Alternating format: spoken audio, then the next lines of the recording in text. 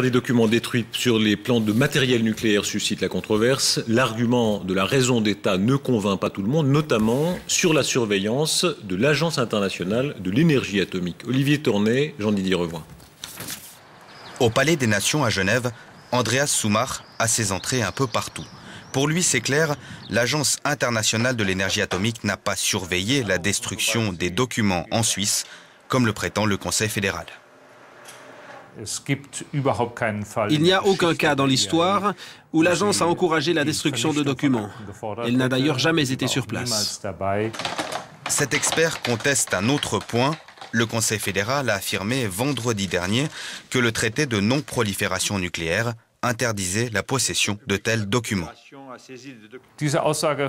Cette déclaration du président Couchepin est fausse. Il n'y a aucune clause dans le traité qui oblige la destruction de tels documents. Au-delà des arguments juridiques, côté politique, les avis divergent sur la nécessité de détruire ces documents. Là, on parle quand même de prolifération nucléaire. C'est des documents qui étaient susceptibles d'aider des puissances à progresser sur leur chemin pour obtenir la bombe atomique. Le seul moyen d'être absolument sûr de ne pas les égarer, c'est de les détruire. Et là, alors c'est clair que le Conseil fédéral a pris ses responsabilités.